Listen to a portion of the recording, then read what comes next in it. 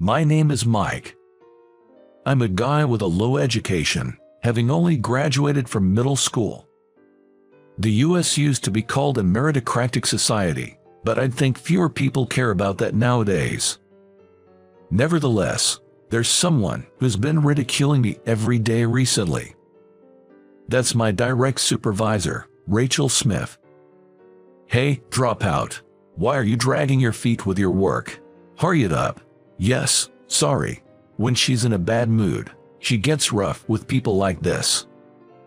Moreover, she calls me dropout as a nickname. I feel humiliated, but what she's saying is true, so I'm in no position to argue back, which is frustrating.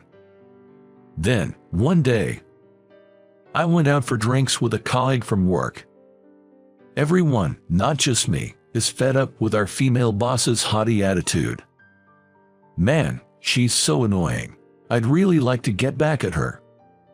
One of my colleagues even said something dangerous like that. Rachel is turning 50 this year, and I wonder if she's getting irritable because she's reaching menopause. If she'd just keep quiet, she'd actually be pretty. Well, she is an older lady though. My colleagues laughed loudly. My colleagues seemed to get more vulgar as they drink more, and the canned chalk really got the place going. Indeed, Rachel is a beautiful woman with a good figure and a pretty face. She must used to be quite popular when she was younger. In fact, she married in her 20s and has one child. Well, I admit she's beautiful, but she has a difficult personality, I guess. I can imagine living with someone like that. If it's like the company atmosphere at home, she'd definitely be divorced by now. But Mike, you always get chewed out by Rachel. She mocks you with dropout. It must really get to you, right? Well, yeah, but I'm used to it. I've been told enough times that dropout is a degree for those who lack motivation. To relieve my stress, I just kept drinking. All right, let's hit the next spot. My colleagues were red in the face, putting their arms around each other and making a racket. We had a surprisingly good time, so we decided to go to a nearby bar. But at this point, they were pretty drunk and I couldn't help but wryly smile at the thought of whether they'd be okay. Excuse me, check, please. One of my colleagues took care of the bill, so I gave my bill to him and went outside for some fresh air. The cool night air felt good against my flushed skin. Maybe I'll go somewhere cooler. That's what I was thinking when I walked a little away from the bar. And then, bam! I ran into Rachel, the one who ridicules me every day. I was taken aback. Rachel was dressed nothing like her usual suit attire but in flashy clothes instead. Her hair was wavy, possibly styled with a curling iron. She was wearing a miniskirt, and her makeup was on point. You wouldn't believe she's a 50-year-old married woman. She had transformed into a stunningly seductive lady. And she was walking with a considerably younger man. Is that her husband? No, but he seems too young. We made eye contact, and seeing Rachel's surprised look, I quickly averted my eyes, thinking I'm in trouble. This area is not only a busy district, but also close to a hotel district. Could it be? While thinking that, I glanced at Rachel again. She had indeed gone towards the hotel district. No way, I've just witnessed an affair. Then, finally, my colleagues came out of the bar. Hey, what's up? Did you run into someone you know? I was taken aback by my colleague's perceptiveness, despite being drunk. No, it's nothing. Sorry, I think I've had too much to drink. I'm gonna head home.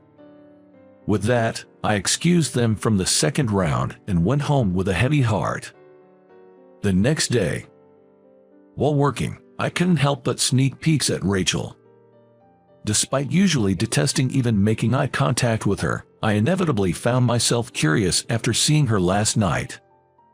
Rachel seemed as snappy as usual, but she appeared somewhat subdued today. Perhaps she was feeling particularly vulnerable about being seen by me last night, occasionally sending glances to me. Finally, Rachel gestured for me. Mike, I need to talk to you. Do you have a moment to you do, right? There was a definite urgency in her voice. I stuttered, yes, and followed her. The reason she called me out was, as expected, about last night. Were you out drinking with colleagues yesterday? She asked with a bit of hesitation. I nodded briefly, and after biting her lip slightly, did you tell anyone about what happened, that you saw me? Rachel cautiously looked up and asked. No, I haven't said anything. I went straight home after that, and I don't think anyone else saw you. Rachel seemed to exhale in relief. I see. Thank you for keeping it to yourself. You caught me at a pretty embarrassing moment. I carefully said, making sure not to be overheard. Well, it may be presumptuous of me as a single guy to say this, but I think cheating isn't right. Rachel, perhaps louder than intended in the hallway, exclaimed, What? I clarified, nervously, I mean, when I saw you with that man last night, I thought that's what was happening. What are you talking about? I was walking alone at that time. Really? I searched my hazy memory of the previous night. Wait. Now that I thought about it, the young man next to Rachel. It seemed like they were just walking in the same direction, not interacting closely. I finally realized my misunderstanding. Seriously, I was nearly the cause of spreading a nasty rumor. I'm so sorry. Well, it's okay, but me, having an affair, honestly, with how I'm feeling lately, it's scary to think I might actually do something reckless. Rachel gave a bitter smile, as if she was almost disgusted with herself for even having such a train of thought. Did something happen, I mean, with your husband? I asked, even though I thought it was somewhat impolite. Oh, you want to know? This story might take a while, she replied with a teasing smile. Today, there was something different about Rachel. She didn't carry her usual boss-like aura. Instead, she felt more like an older sister, oddly approachable. Maybe it's because I kept her secret yesterday that I've gained her trust, could that be it? I'm not sure why, but today she asked me to grab some drinks, just the two of us. It turned out to be an evening where she shared her current harsh reality. I learned she is a former race queen and has some experience as a model. It made sense given her looks. She married a successful businessman. A fitting match for an ex-model. They were happy and blessed with kids. But then, abruptly, their happiness was threatened. Her husband had a brain hemorrhage and collapsed. He survived without life-threatening injuries but was left paralyzed on his right side, leading to a wheelchair-bound life. From that point, the Smith family's life has changed drastically. Rachel found herself doing more at home, like helping her husband dress and use the toilet. Despite being tired from work, she couldn't rest at home and ended up carrying a lot of stress without realizing it. That's why my daughter, seeing this, tacked to her dad's folks. They suggested I take a break and go out with friends, she explained. So, the reason you were heading to the hotel district that time was to go drinking with a friend? Yay, that's right. With a girlfriend, of course, but even though it was a break, I felt guilty for having fun while leaving my husband behind. Saying that, Rachel's face fell into a shadow. She shared her worries about her relationship with her husband growing sour. It seems his pride was hurt, having lived in front of the family as a main provider, and now being treated like an infant every day was making him short-tempered over little things. He's changed so much, he slams the table saying, I can do this much myself, and there was even a night I left him alone in the living room out of frustration. She said with a sad chuckle, then tears spilled from her eyes. I'm trying so hard. Changing his diapers, lifting his heavy body into the wheelchair, laying him in bed, every single day, so why do I have to be yelled at? Rachel's voice was trembling. It felt like she couldn't hold back anymore. But I know he's the one who's truly suffering. He's only in his 50s, and now he's got a body that will never walk normally again, and he had to quit managing his company. It's understandable he's become self-destructive, and yet I should be supporting him more as his wife. I just can't stand the fact that I'm not kinder to him.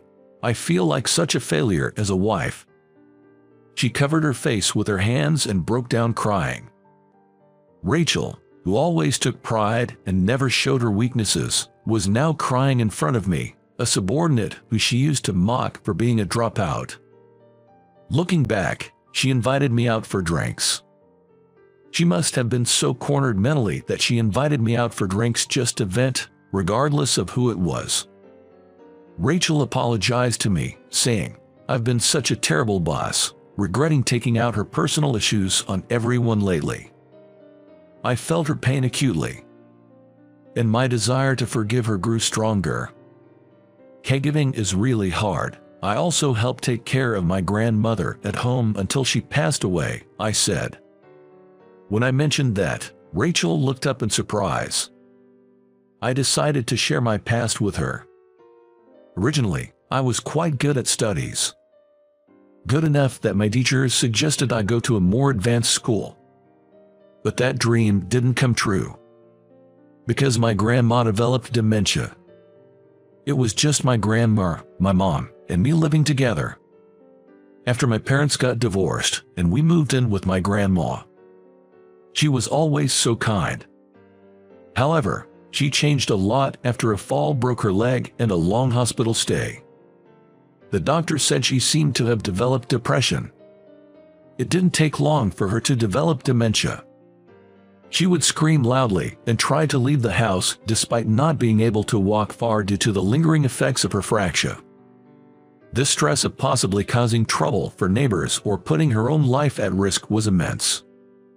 Especially after hearing news about a family that was held liable for an accident involving their relative with dementia, my mom became very anxious and would sometimes scold my grandma harshly. Watching the two who used to get along so well argue was hellish for me. Naturally, my mom reached her limit first. She was clearly worn out and looked like she might collapse at any moment.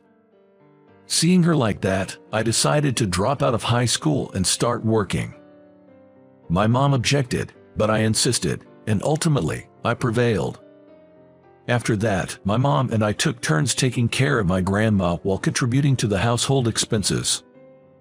Thankfully, my mom's health improved, and my grandma passed away peacefully a few years ago.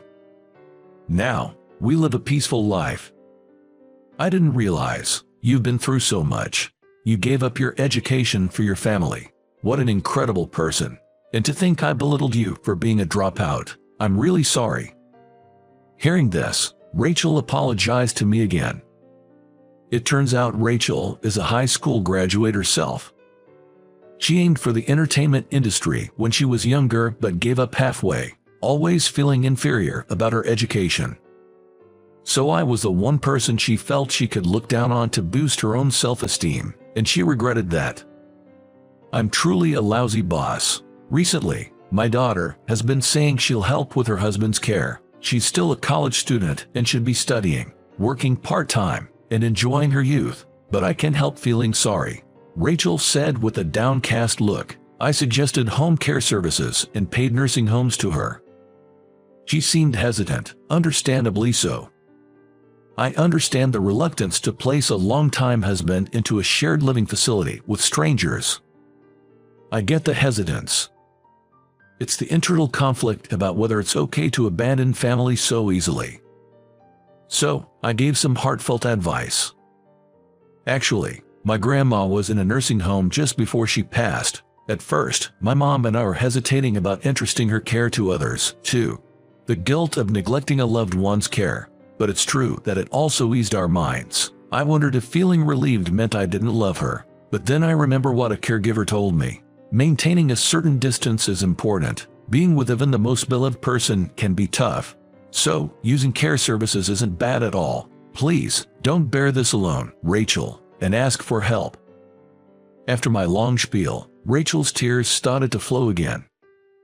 Thanks for sharing. I'm glad I could talk to you, Mike, she said, thanking me over and over. Afterward, my boss returned to her usual self, and she started to smile more gently. It seems that using home visit services significantly reduced her stress, and her relationship with her husband improved. Her husband, being a successful businessman, had savings, so financially, it was easy to afford care services. Some people can't use care services even if they want to because they don't have the money. Rachel is very lucky in that sense. Thanks to you, Mike, my daughter is also enjoying her college life. You really saved our family. You are truly the Smith family's savior. That's an exaggeration, but I'm glad I could help a bit. As I said that, Rachel looked intently at my face. By the way, you're single, right, Mike? Seeing anyone? What? Yes, I'm single now though. Then Rachel clapped her hands. That's perfect. When I told my daughter about how caring you were with the elderly care stuff, she got interested in you. If you don't have a girlfriend, maybe I should introduce you to her, she said, showing me a photo of her college-age daughter, making me all awkward. Oh boy. The daughter of my boss. That's intimidating. But she's quite pretty. I crossed my arms, wondering what to do, conflicted.